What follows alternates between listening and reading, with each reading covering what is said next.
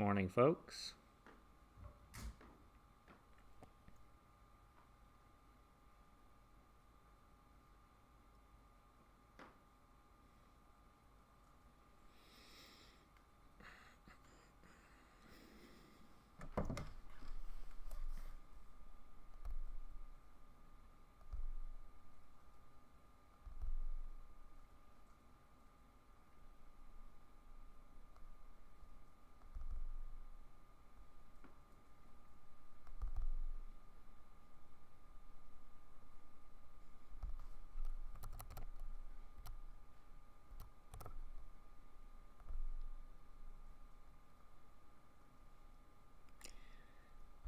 So last time in the video before, we talked about everything all the way up to normal flow. And our example for normal flow showed us how nesting can control how elements appear on the page. So you can create containers and put things inside of containers. And any website you visit is probably using something like this. For example, we can take a look here.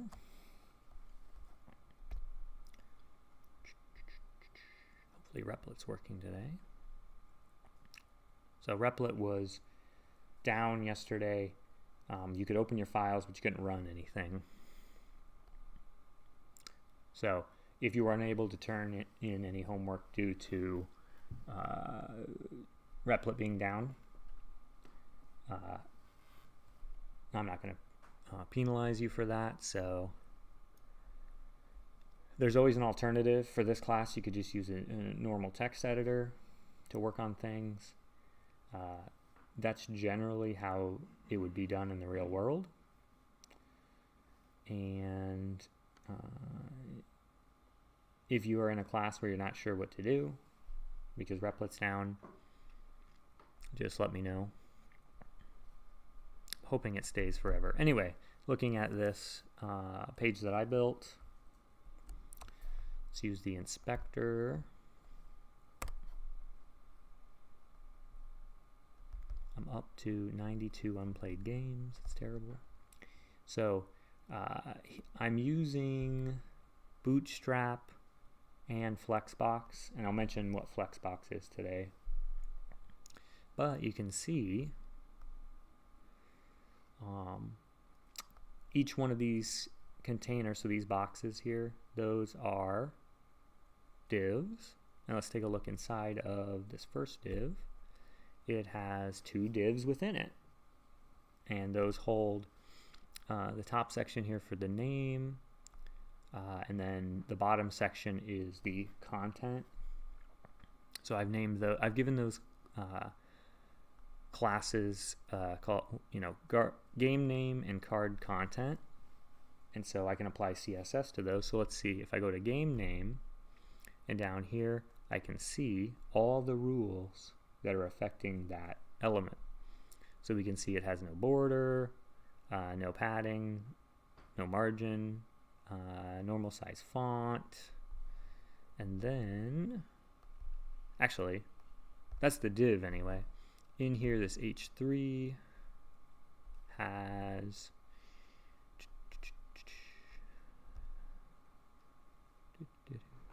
something. Here we go. H3s, they're bold, 20 pixels font size, and then I'm using Helvetica as my default font, followed by Verdana and sans serif. I'm setting the text align to center for these. If you're asked to center content on a page, it's not talking about text align center. That only works on text.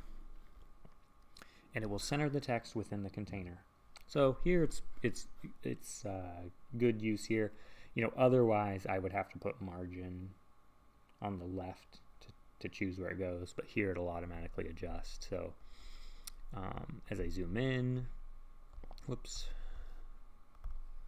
if I zoom in like this, it always, even though the boxes change size, it'll always stay in the center, which is good for things like mobile development, where you want to create a site for that will work on mobile and on a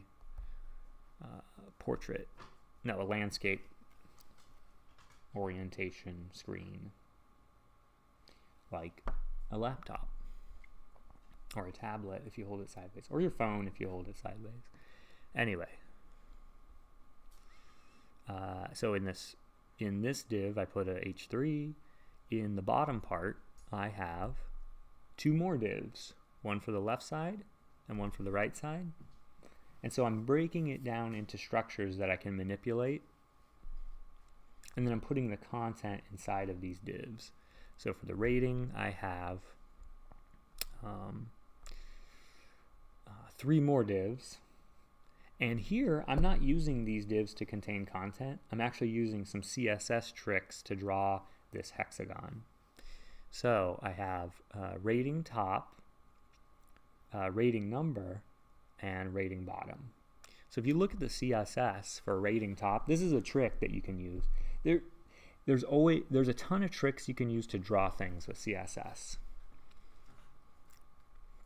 So if we look at this rating top div, which contains no content, it's just an opening and closing tag, and I have this rating top class, and so somewhere, here we go, rating top. You can see I'm setting the border bottom to a solid green color, and you can see the highlight when I highlight over this for the rating top class. You can see it's just the top part of this hexagon, and so the bottom part of that hexagon is a straight line. It's the border. And then here's the trick: if you set the border left and the border right to half the width of the container, it will actually draw a border, a transparent border. I'm setting the color to transparent. And so this actually has 3 borders on it. So if I take away the left side, you can see. If I take away the right side, it goes that way. And if you put the left side, it moves over to fill that spot. But if you do both, you can build a triangle in CSS. And so if you want a taller triangle, you could just change the height. Let's try 20 px. Nope. Not that. You need to change the border bottom. That's what it is. 30 px. And you can make the triangle any shape you want. Any type of triangle you want. So let's try 100. Alright. So you can use CSS to draw triangles easily using the border. And so it's kind of a weird, unintuitive way to do this, but there's all kinds of tricks like this in CSS. And then the center div where I'm storing the number, that is, there is no border there because I just need a box. So you can see it's in 3 different parts.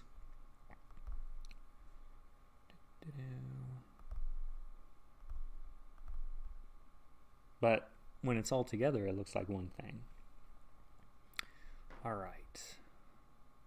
And then I have another container for the picture, and the picture is a link to another site. All right. So if you want to check this out in the code, this also uses Flexbox. So check the CS. Let's check out the CSS here.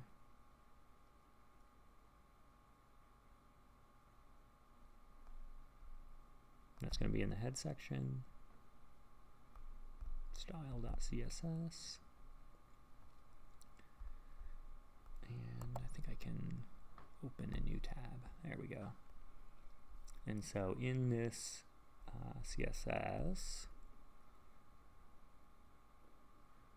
Why was I looking at that? Brain fart.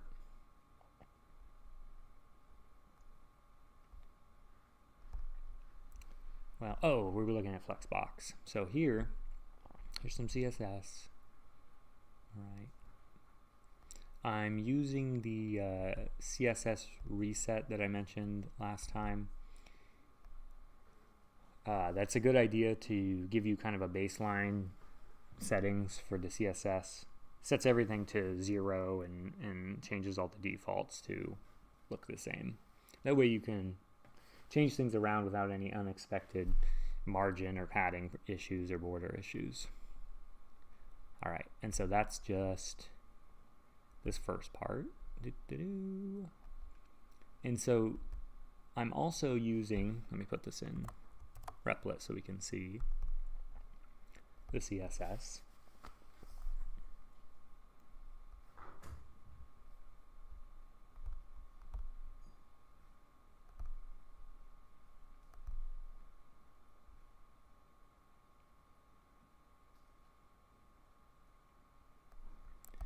Because we want to see it with the color coding. All right. Up here, since I pulled the CSS from someone else, this reset CSS, I went ahead and copied their comment about who they are. And that way, if anyone looks at this, they can find the CSS for themselves. And I'm also using these comments to section off my CSS into different parts. So, so this tells me, okay, this is the reset part. So everything after that is the reset. And here you can see it's just selecting, the selector is just every element that would be used. I actually wonder if this is a complete list. Anyway, and then it sets everything to 0. Okay. And then here, these elements are apparently inline, I guess. And so this changes those to block. And anyway, we don't care about that right now. Oh, this right here. What is this? Q. I don't know what Q is. Anyway, so that down to this comment is the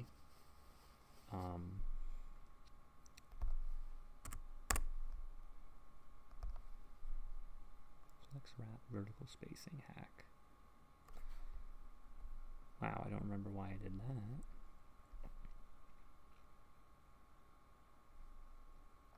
Maybe I'm not using that anymore. So here I'm using Flexbox. So display is usually set to block and inline. So all the elements you've been dealing with were either block or inline. And you can look back in the book to see what the difference between those are. I talk about it in the videos all the time. I'm trying to stop repeating myself in these videos. All right.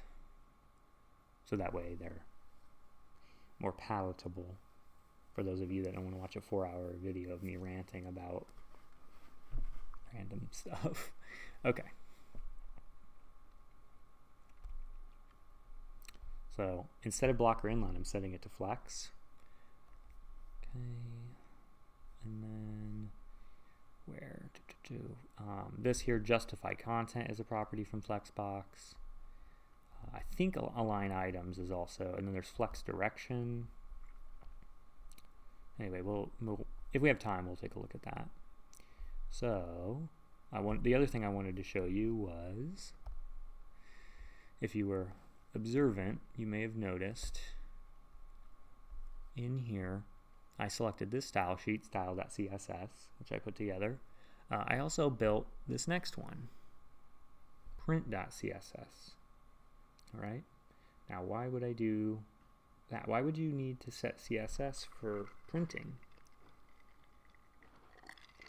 Well, sometimes people want to print out a web page. And if you've ever printed out a web page before, it's going to include all of the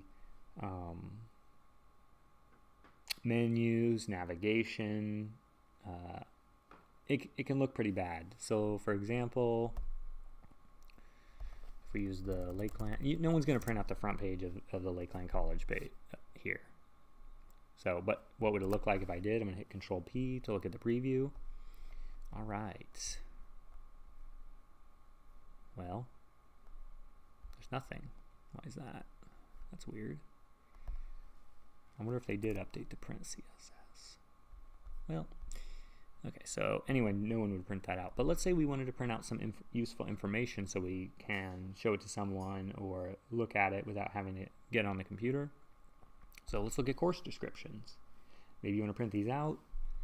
All right. I believe these are on the catalog too, but then you have to kind of sift through. So let's look at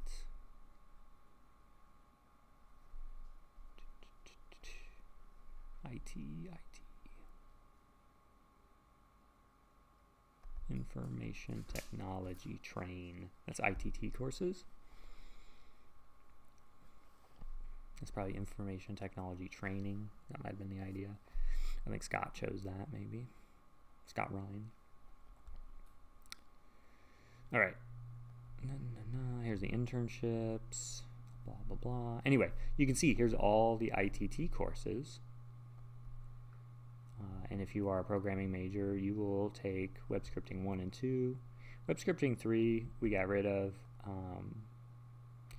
It's now the content was added into the capstone course. All right, anyway. Maybe I want to print this list out. I'm going to try Control P. All right, so, well, it's not going to let me zoom in, is it? I think I can. Oh, yeah, it is. All right, so look at the top here. Find course descriptions. It's going to print out these text boxes and this basically this form here on the page.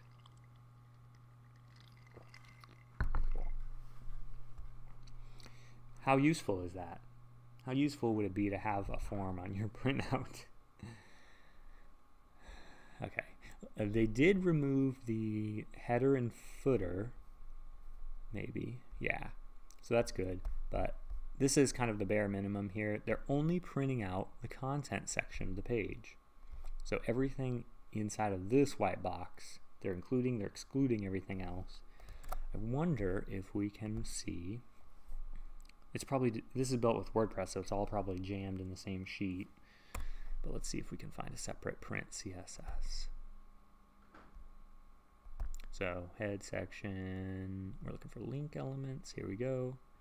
Okay, they're using Bootstrap.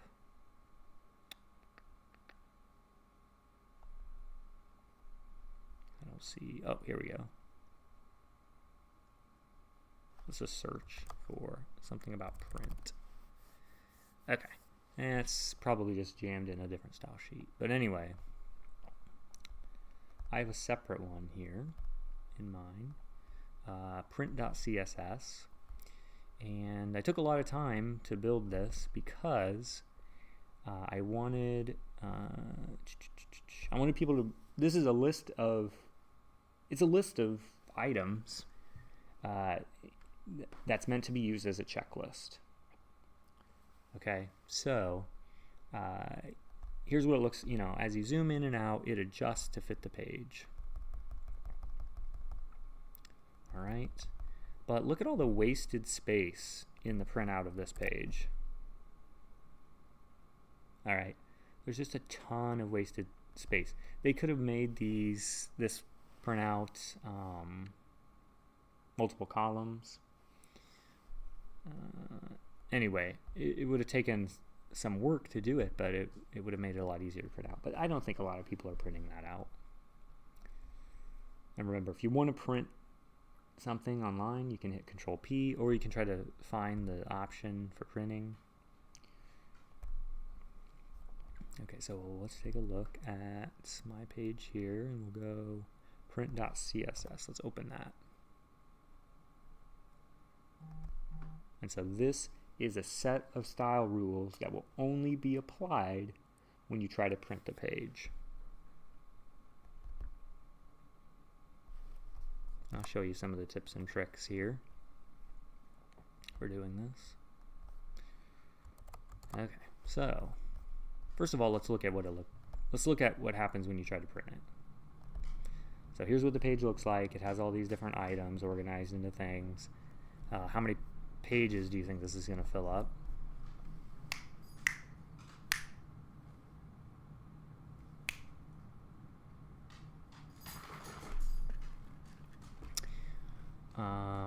Well, it was going to take up a lot, and I didn't want to waste people's ink and time, so, oh no, did it break? So anyway, I'll have to look at that. So here, I'm setting, you can, for your style sheets, you can set a media attribute, and I'm setting it to print so that it will use this style sheet when I print. All right, and why isn't it working?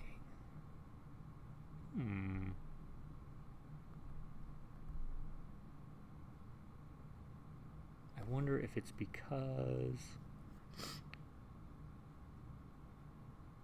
it's applying. It's really difficult to troubleshoot Print Css. I'm going to try the Css Validator, and let's see if it gives me any problems. Remember, you guys can be using this and the HTML validator so that you don't have to read through your giant file of code. Okay. So let's throw this in here. We're going to check it out. No errors found, so that wasn't very helpful.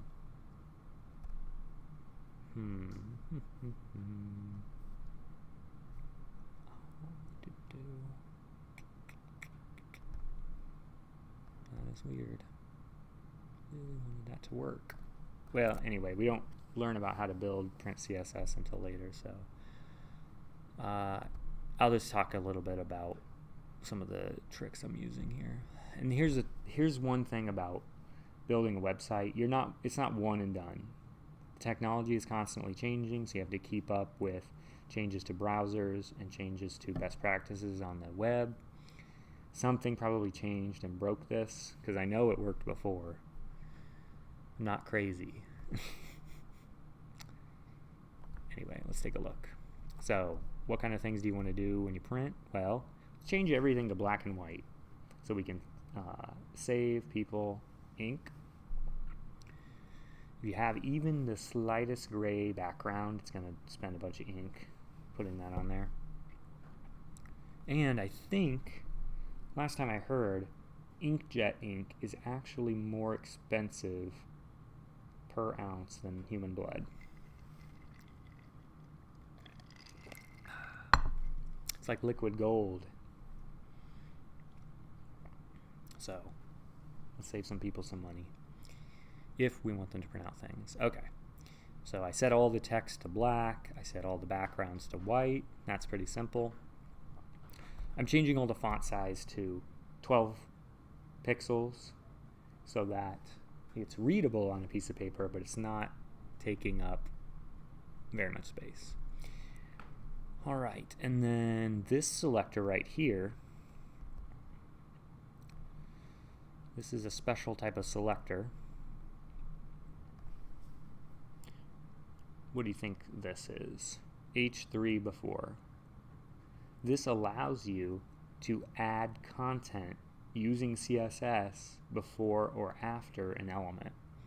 So here, before an H3, I'm adding this. What is this? Well, in CSS, you can use character codes to put in alphabetic characters. So, look up the code that I'm using here. It's a little checkbox. Okay? So, in the web page, I don't need a checkbox in here because if you're going to check something off, you just click the link, brings you to the site, and you can hit log play, that'll remove it from your list. But if you're writing things down on a piece of paper and you want to keep track, you play some games and you want to mark them off your list, then later you can come back and input that information in the database. I put a little checkbox near each name. Okay. Yeah, so it kind of makes sense. It's just changing everything to black and white, making it take up less space, and the checkbox is just a little extra thing I added. Okay, yeah. I'll have to fix that later.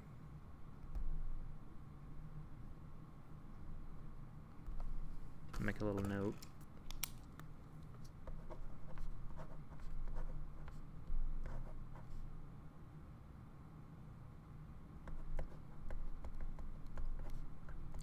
It actually just converts it into a 2-column checklist that allows you to have 200 items per page. So here in this case, I only have 92. So it's going to take me only one page to print this out, which is nice. And I don't include the pictures because you don't need those in the printout. So you can remove all images that are unnecessary. So maybe if you have diagrams and stuff, you want to keep those. But you can get rid of all the extra stuff. I did add some stuff here. I wonder, turning off images. So here I'm setting the display to none. Besides block and inline, you can set it to none. What does that do? It makes it not appear on the page. Still in the code, but the browser just doesn't render it in the browser when it's interpreting it.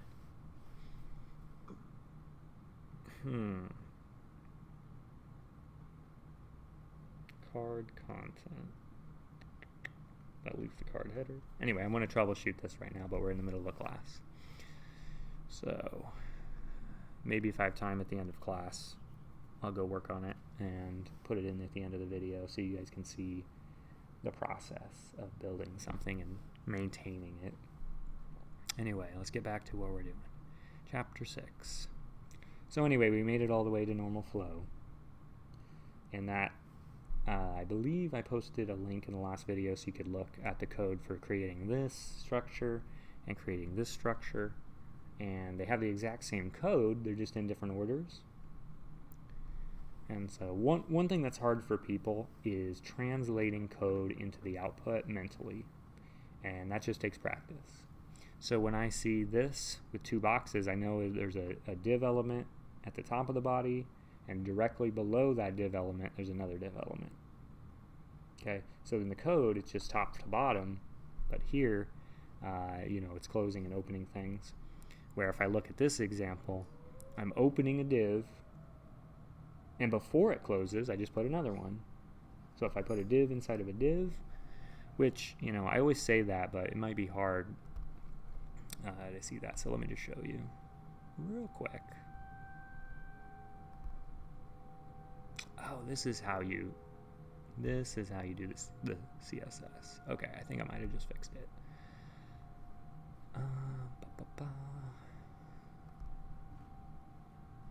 Or this is how you test Print Css. You just change your normal style sheet to the Print Css. That way you can analyze the elements and make sure they fit. So you don't have to print it out each time. And you can't check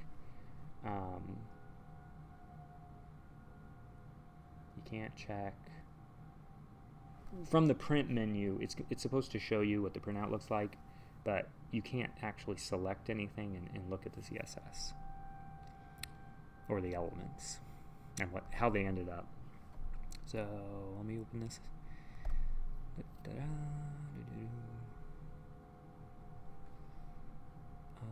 No, I want to open a applet. There we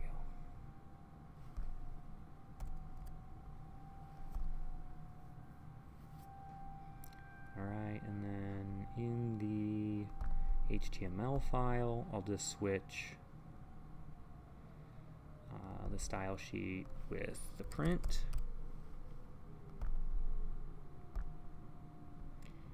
And restart it, and then I should be able to see that. And so now I can troubleshoot this if I need. You know what? I'm just going to do it. I'm just going to do it. So we can say, okay, F12. Well, I already had that open. Check the inspector. What is on this page? So an empty body. Okay, and the header is set to display none. Okay, we don't want that. Oh, I think I know. I think I didn't close the header section properly, which made everything disappear.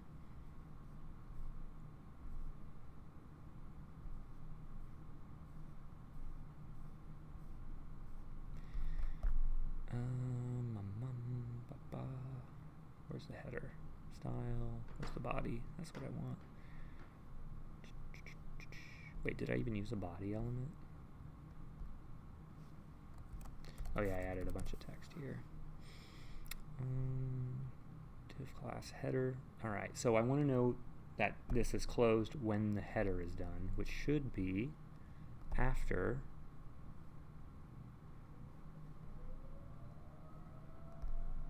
the right before I start putting in the cards. Okay, so it should end here. The header should end here, and yep. Oh no, it isn't ending there for some reason. So I have too many divs. Okay, so let's select this one and see where it thinks it's closing. So it's supposed to be closing, and actually we could use in Replit you can actually minimize your containers. So I'm going to shrink down some of this. Well, it's not letting me do very much, huh? Anyway, we'll stick with the normal way. So the first rule I have in the Print Css changes the display of the header to none. And if the entire page is encapsulated in a header div, how much of the page is going to disappear? Well, the whole thing. So I just need to, this is exactly normal flow. This is an issue. I messed up my normal flow. Okay. I know you guys are really excited to see the print CSS on this thing. All right. It's a common problem in software development. The solutions you come up with, can be amazing to you, but nobody understands. Nobody is capable of understanding why it was such a good solution, and it just looks like some text to them. Okay, where does it think this is closing? So it's supposed to close down here. Whoops. Right before the container, and it is not doing that. So let's try putting another closing tag. It's probably just encapsulating the whole page so if you don't close an element, it'll just keep going until it hits the end of the page. So let's see, now I've selected that one, and it should be up here. Can I close this one? That would be awesome. Nope. Man, I really have this messed up. This going anywhere? Yeah, now the header is going there. Let's see. Okay.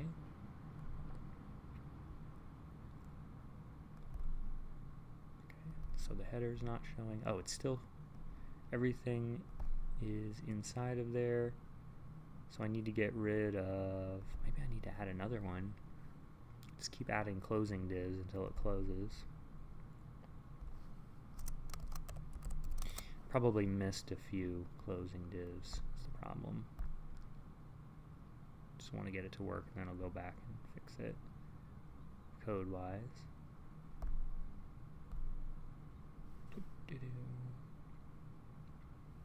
So I'm using HTML and CSS in this web page, but I'm having Python actually write the HTML and CSS for me in places where I'm repeating myself. That's why if you can't show it right now. Anyway, I'll probably forget. All right, and now Replic's probably messing up. There we go. There it is. All right, proud of myself now. Okay, so I guess it's, oh yeah, here we go. Go ahead and print this out. But I'll close this. So it went from that page with a header and everything all the way to this 2-column list with all of the names and the checkboxes. So this is optimized for printing. I knew this, I wanted this to be able to be used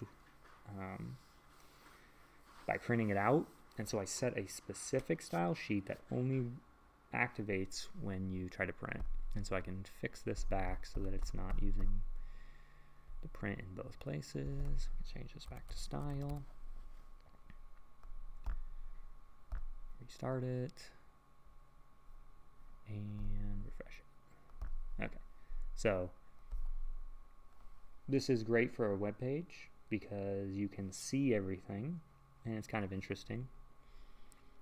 And if you try to print, so I'm going to hit Control P. This is the same information that's on this checklist here.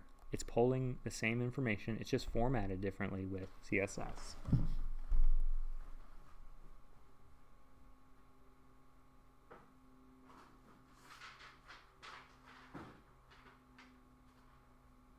Oh, I set the scale of the print way low. Okay. Killing trees. Back to 100%. Bring out another one here.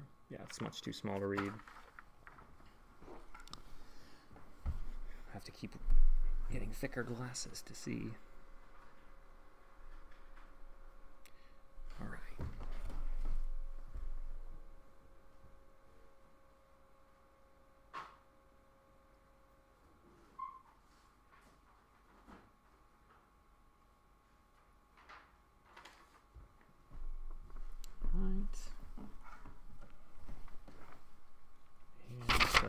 You can see now I can print this out as one piece of paper with the checklist.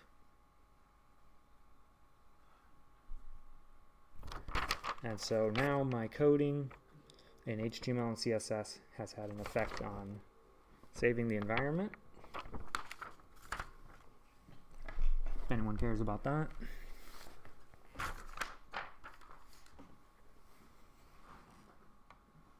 That was way too flippant.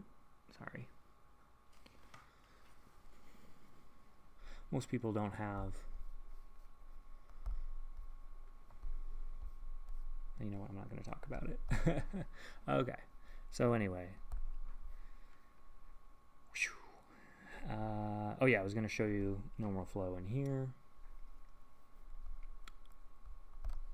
So anyway, you know, I already showed you this is a div. It has 2 divs in it, and one of the divs has 2 more divs in it, so I can organize all of these and affect them separately. That's normal flow. And this web page, this is pulling information from my account on another website, but I made it so that anyone using that website can type in their username. So my friend, I don't think he keeps track of his what games he's played very well, which is a requirement to use this. It also pulls a lot of data, and the API that I'm using to pull this is not optimized. It provides way too much information. It's hard to filter down to what you need. Okay, so this is my friends list, and so I had 92 unplayed games. I'm not sure if he marks these as he plays them, but now he has 378 here. And so if I try to print that, and so I didn't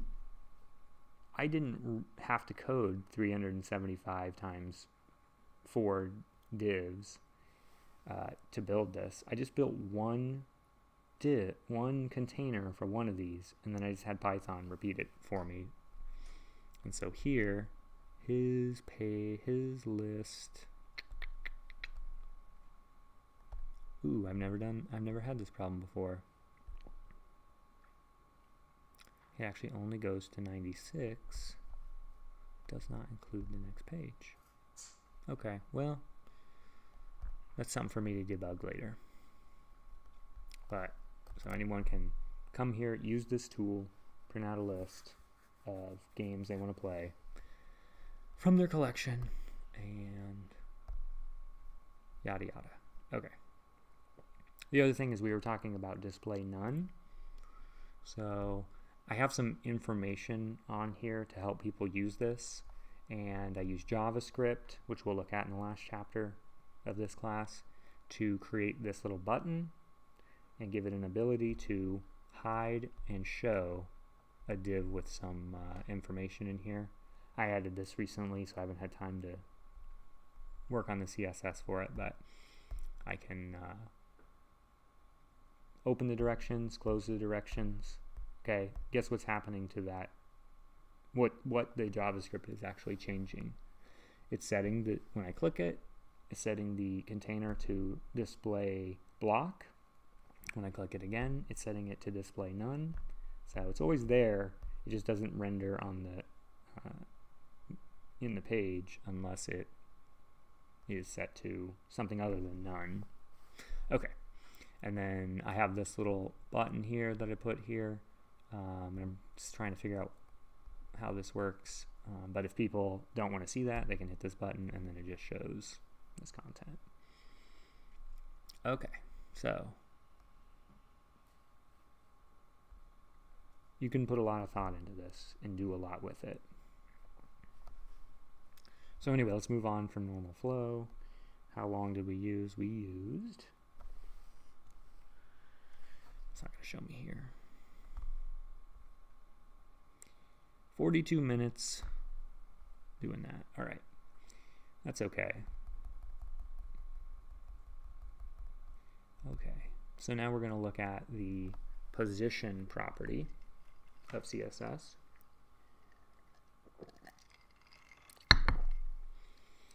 And so it's called position, and it has a default value of static, so that would look something like this. Every element has this by default.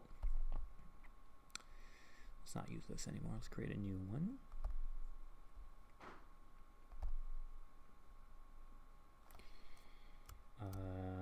Position property demo. I'm going to post this in the chat so you guys can look at it later after I'm done, or you know, as always, you can look at it, open it while I'm working on it to see it if you want to. And where did it go? Oh, it's not here. It is here. Okay. So we need something on the page to manipulate. How about a paragraph?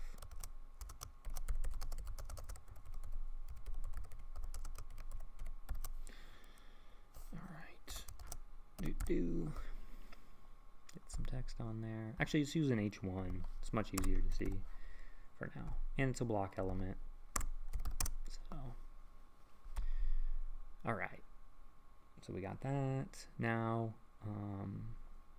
let's make some, I'm going to use embedded CSS here so that we can see it on the same page. But you should be using external CSS in your own projects and in the future for like a website. So what am I doing? Getting rid of something here. I guess I don't really need to get rid of anything. Oh yeah, I'm doing embedded CSS. There we go. So I'm just going to get rid of the external CSS link in here. We don't need that. How do you use embedded CSS? 100 million bonus points if you remember.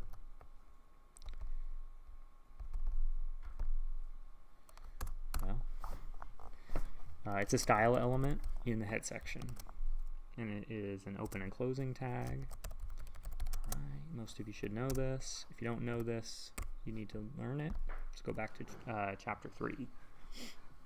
Chapter 2 and Chapter 3 are the foundational knowledge that you can't get by without. So we're going to set the H1 as our selector, and we'll set position to static. So that's the default anyway, so this isn't going to do anything. All right. What other options do we have? We have relative positioning.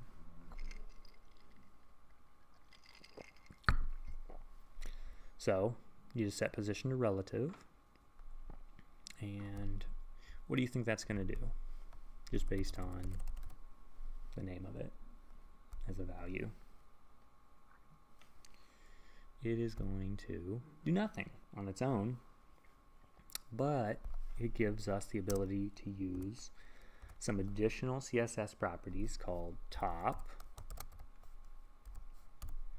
You probably can guess the rest. Top, right, left, and bottom. And they're asking for some unit of measurement, and what it does is it will move a relative element based on what you put in here for top, right, left, and bottom. It'll move it on the page. All right, so let's put top to 60 pixels. Ooh, so now it's 60 pixels from the top. All right, let's put this in a, let's give the body a background color. All right, and oops, remember the proper property name. And we'll pick some random numbers here. You need 6. You can also do 3. So I could do F62. That is going to make the background color orange. There we go, a darker orange. Let's add more color to this last one. Let's change this to 9. Actually, let's change it to 8. All right, and we'll change this one to B. Okay, that's a little bit, oh wow. On the video, that is super bright orange. On my monitor, is actually kind of pale. You don't want bright colors as your background for your whole page. Unless, remember from chapter 5, how do you decide what to use? You think of your target audience, okay? And so if most of the people that are using your web page want to see neon bright colors, then you can use that. If not, then there aren't as many people that want to see that. Okay, so anyway, I put some color on there, and I want to put some color on the H1. I'm going to change this so I don't confuse myself. Okay, so let's give a background color to the H1 of, let's do another random one. It's kind of fun to just, we'll do AA2. See what that looks like. All right, it is pea soup green. Kind of an olive color. Got like a 70s color theme going on here. Okay, and so you can see now more easily contrasted here what's actually happening. We're being pushed down 60 pixels. The reason we can do that, we're using the top property, is because the position is relative. Let's go back to static real quick so you can see if you have, so all elements, remember, start with a position property of static, and that makes it ignore any top, right, left, and bottom you have. So if you're not changing it to relative, you don't need to include this because it won't do anything. All right. So let's go back to relative.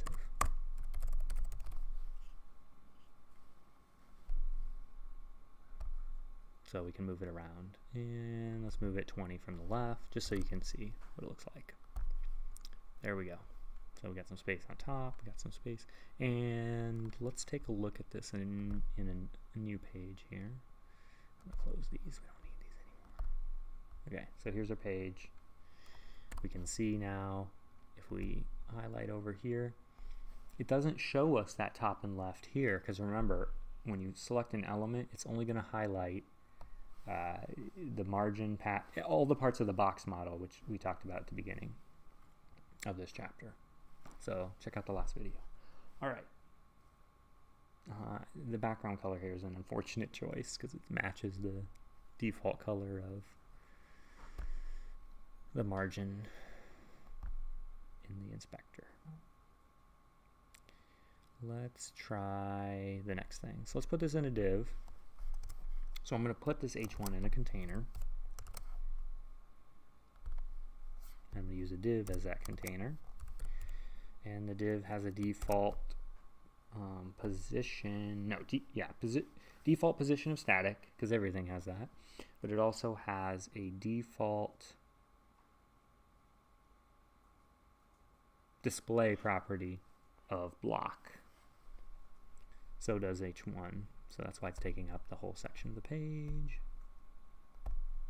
Okay, that didn't change much because the div doesn't have any default properties that do anything other than, no, it doesn't. If you just put a div on here, so let me just put another one by itself. I may have shown this already. Let me close it too. I don't know what happened there. Div and div. Oh, cool. I didn't realize that. So if I want to add a div, I don't have to type it twice. I can just put the word div, okay, and Replit will auto detect that, and I hit enter, adds both tags. Now that I know that, I'm probably going to do it all the time. Okay. So we got two divs on the page here. It just doesn't show anything. All right. So even if I give this, let's put some classes on these so we can affect them separately, right? If I want divs to have different properties, I can't do that with the div selector, right? So I have to use a class. We'll call this first D.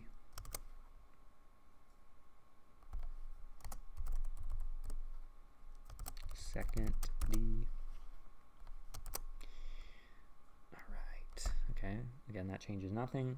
So how do we apply some rules to these? Let's go into our embedded styles and add a rule for how do you create a class selector. We have to put a period in front of it. So dot first D, and we want to create a selector for dot second D. And so you read this as, here's the selector for the first D class, here's the selector for the second D class. Okay. So let's give first D a background color of 345. Okay, and we'll see.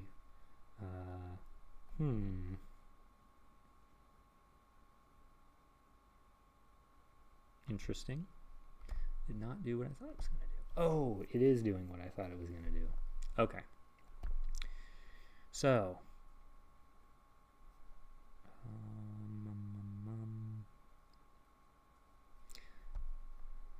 let's move the H1 out of here so you can see now it's just a div. Here it has no height or width, but it does have a background color of this dark blue, but without anything inside of it, it's not showing up. When you add something inside of a div, it's going to adopt the size of the content. And so you'll notice these are actually the same size, but why is this content not inside of this container? Or it doesn't appear to be, but we know in the code it is, because look, open div tag, here's our h1 element, and then the closing div tag. So this h1 should be inside of this div, right? Well, what did we change? We changed the position of the h1 to relative, and we gave it a top of 60 and a left of 20. I'm gonna get rid of these. These aren't doing anything. Okay.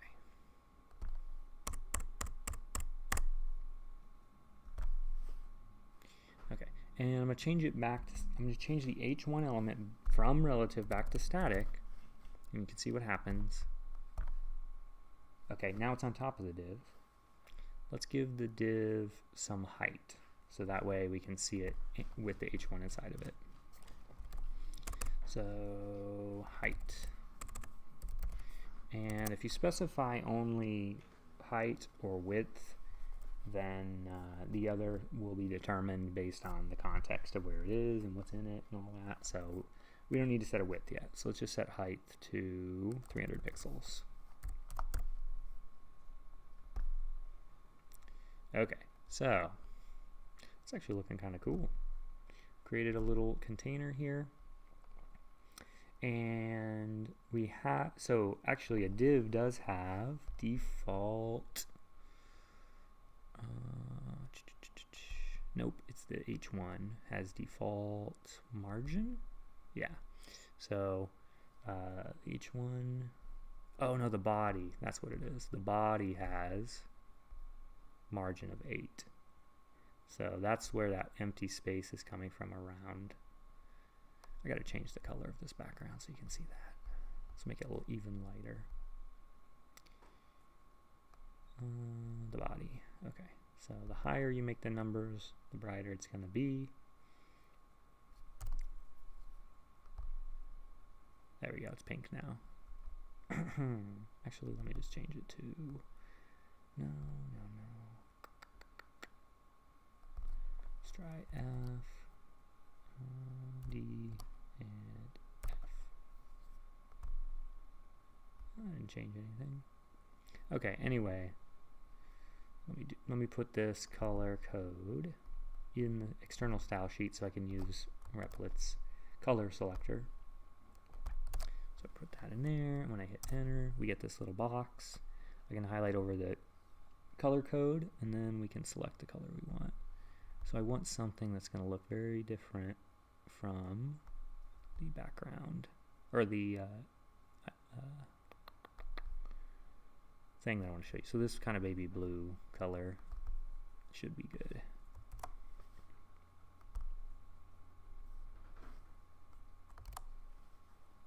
And make sure you put that in the right place.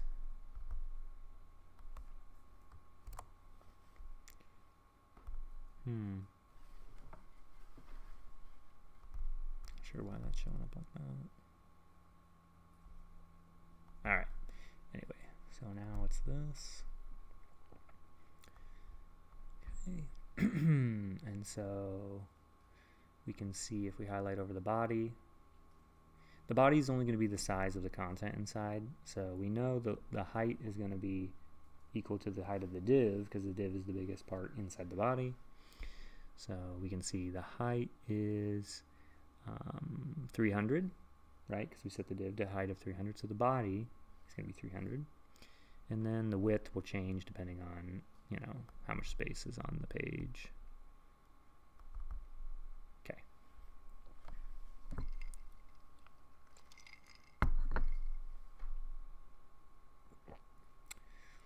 All right. And now let's go in and change the h1 back to relative. So it's static right now. It will automatically be aligned to the top left of whatever container it's in. All right. And what position does this div have? It's also static. So it's being put in the top left of the body, and then this element is inside the div. It's being put in the top left of the div. Let's add some padding to the body so we can show that even more. Padding, 10 px. We don't want too much. Okay, so that pushes it even more away from there, and this is one of the crazy things. It's trying to figure out where the space is coming from. Let's change the, oh, it's from the margin. Okay. So we're going to set the each one back to relative. All right, and let's look what happens. So what you need to look at now in this example, sorry, I punched the microphone, is look at where the h1 is within the div. Why is it there? That's due to normal flow. Okay, why is the div away from the left side of the page and away from the top part of the page? That's because there is margin and padding in different, there's margin and padding on the body. I believe there's margin on the h1, which is adding a little bit of space up here at the top. That's why the top is farther away than the left. And if I change this h1 to relative and give it a top of 60 and a left of 20, let's see what that looks like on the big page here. It is going, where is it 60 from? It is 60 from the top of the container that it's in. Okay, so this is 60 pixels between the h1 top left and the top of its container element, the div. All right, first D class. Left here from the edge of the div to the h1, how much space is there? It's 20 pixels. We set this. Okay, and then what the heck's going on over here? It's floating off of here, and we can actually do this. Let me change the left back to 0, which you don't have to put a unit of measurement on 0 because it's equal among all units of measurement. 0 inches is the same as 0 feet, 0 yards, so that's why it works without a unit of measurement. 0 is a weird number.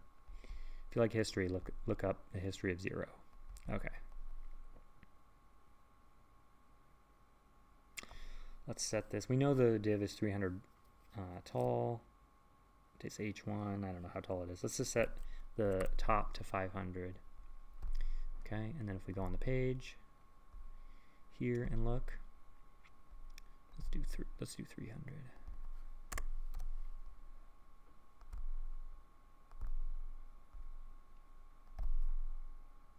Wow. Oh, duh, because I set the div to 300 tall. Okay. What does this look like? I'm gonna add just a few more pixels so you can see that it's it's not inside, it's not displaying inside the div anymore. So we'll add 10 there. Boop. All right. So what does this look like? It looks like I have a div here, and an and then with normal flow, we would assume this h1 is outside of this div because we've positioned it outside here. Okay. The problem with this is, what happens if we add something after that? Let's add another h1 outside the div.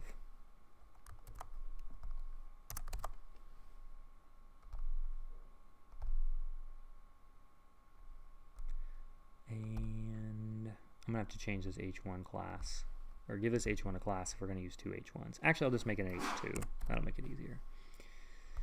All right. Where did it go? Wow, did I get that exactly right? I think I might have. What do we want to do?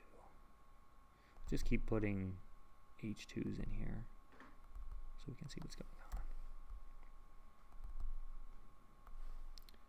Okay.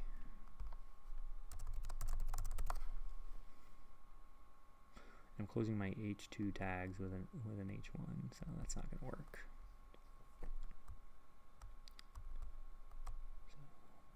So let's go ahead and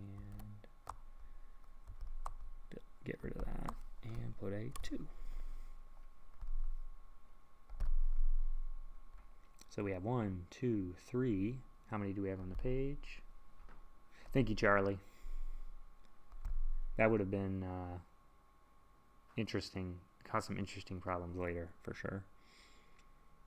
All right, so we have 4 H2s. Why are we only seeing 3 on the page? Anyone have a guess? You have a lot of options for moving things around on a page. You just need to understand what they're used for. You don't want to use relative positioning to build your whole page. Or if you do, you have to only use that. So we have 4 here. Let's change the H1 back to static, which is the default value of the position property. Okay, so that'll move up here. So it was actually overlapping this first H2. So now we can overlap elements. Is that a good thing? Is that a bad thing? Well, if you use it right, it can be good. But there we were just hiding information. So we can put, this is the best information.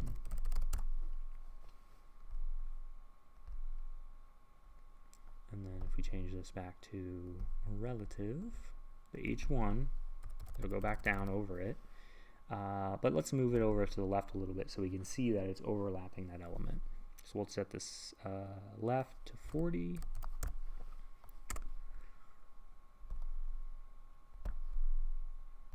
And you can see now it is actually overwriting that element. And what if we turn the background color off on this? Should have an even worse problem.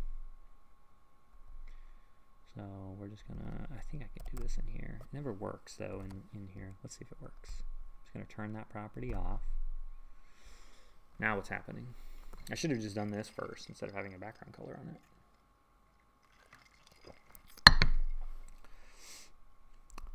How easy is this to read? Okay, so don't do that. Don't overlap your elements unless you're doing it on purpose and you're controlling it. Okay, so we have 6 minutes, and I want to show you the next property of position. So the next value of the position property, sorry. So we have relative, and we looked at that. It allows us to move elements around within their container, and we can even push them outside of the container.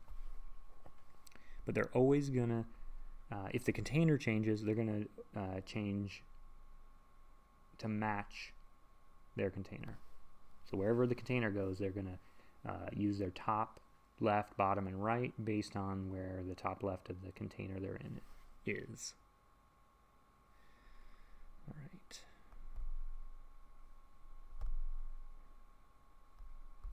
So let's try setting this, so in the last 6 minutes here, 5 now, let's look at absolute positioning, okay? And so it says precisely specifies the location of an element in the browser window. So if we change this from relative, so it's overlapping that text, we change it to absolute, keep everything the same, what will happen? So the text is over this right now. Change it. Did it actually save that?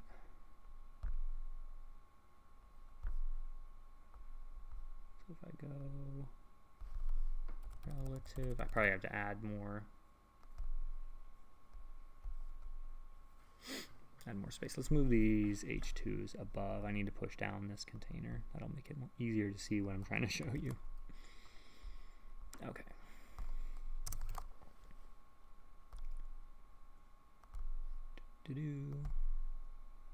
So it's relative right now.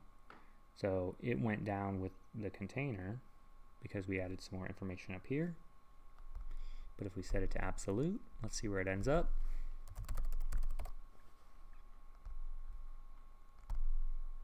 Now it's up there.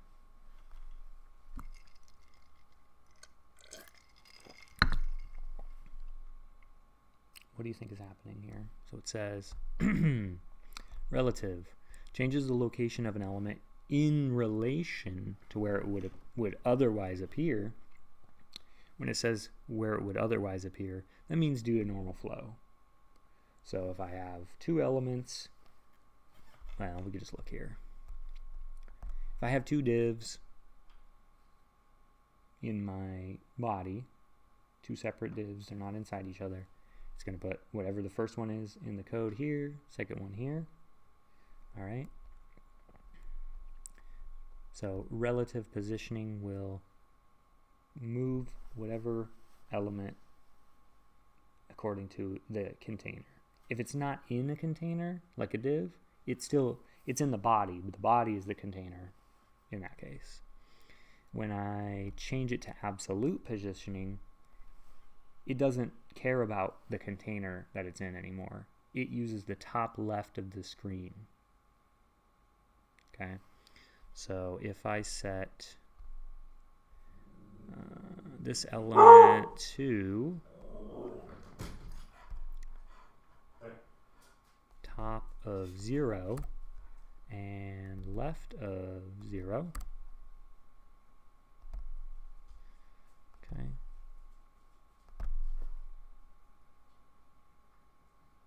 it goes from the top left of the screen, and I'm sure there's margin on this is what's going on. Yeah, this is margin from the H1, so we could take that out too. So H1 margin 0. So then it can be flush with the top of the screen. Okay, but we know if we look at the code, this H1 is actually inside of this div, but since we set it to absolute, it doesn't even matter.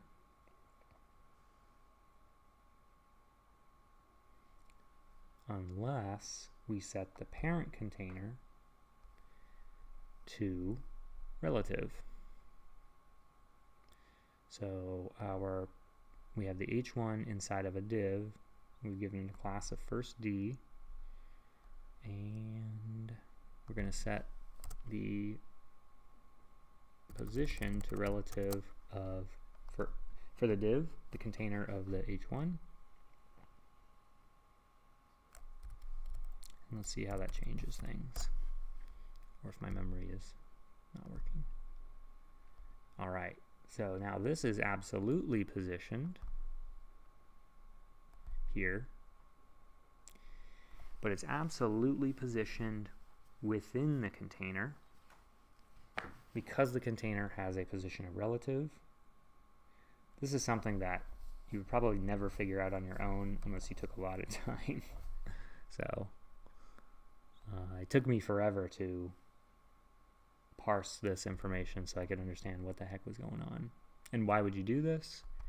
Well, it's going to act a little bit differently than relative. So let me put some more H1s in there so you can see that, and then I'll try to stop. It's hard to stop when you love your job. Okay. Alright, throw those in there. Alright, they're absolutely positioned to be in the top left of the container, so they're all stacking on top of each other. Let's do H1, set it back to relative. We'll see what happens there. Okay. They're not stacking on top of each other. If we want to move them down, we change the top. So let's move them down 10 pixels and left 10 pixels. Remember, okay, so it's relative and we're adding top and left.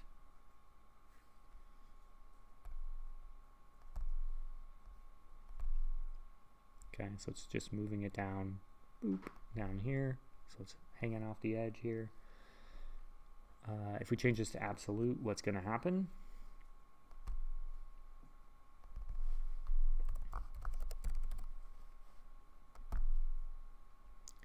They all stack on top of each other in the top left. And apparently, it sets it to, Interesting. I never knew this. So it's also acting kind of like a inline element in that, notice the background is only going to the end of the text. So I'm trying to think, why would that happen? Because it's still block. It's still a block element. It's not going to let me change that, is it? All right. Anyway, we'll take a look at this demo. I linked it in the chat. Try messing around changing these containers from absolute and relative. So the biggest difference here between absolute and relative is that relative follows normal flow, absolute ignores normal flow. So if it's relative, it's going to follow normal flow, so the H1s are going to start where they would be placed by normal flow, and then the top and left is applied. If it's absolute, they will go to the top left of their container, and all of them will, and then they'll go down here. So there's 3 here, and if I select the first one on here, we can see that here's this. So it put the last one on top, and then we can see the second one is in the same spot, and the third one's in the same spot. All right. So if you have, when you're looking at this stuff for the assignment, you know what, this stuff is really important, but I'm not even sure if it asks you to do it in the assignment. It focuses on other things.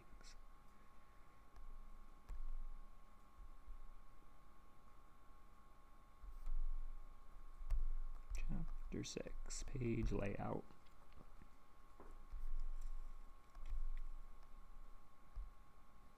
I'm 3 minutes over. Okay.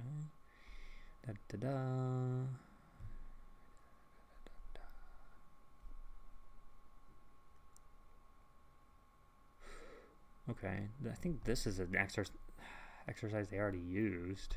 This has nothing to do with chapter 6. Absolutely positioned. Tony pick. So this one just tells you exactly what to do, but it doesn't tell you why. So maybe it has some examples in here of why you would use it. Use absolute positioning to specify the location of an element outside of normal flow. Okay. It gives you kind of absolute control of the location of things on the page. Hence the name.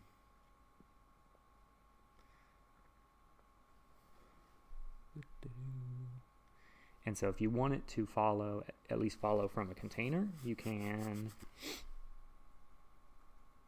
set, as long as the container is set to relative. And you can set it, we did this at the beginning, you can set an element to relative and it won't change anything about it unless you add top, bottom, left, or right. But as soon as you set something to absolute, it's all going to stack in the top left corner. So let's do this at the end here. We can use the universal selector, which is an asterisk, and we'll set position to absolute, and we can stack everything on top of each other. That looks terrible, right? You would never do this. Well, there may be a reason you do this. Anyway, way over time. Thank you guys for watching this, and if you have questions, as always, make sure you email me. If you haven't met with me for advising and you are a web major or a programming major, we need to meet. Registration starts on the 9th. So if you meet with me before that, you know what classes to take and you can register right away, making sure you get the best sections. And that's it. So have a good day, and I'll see you next week.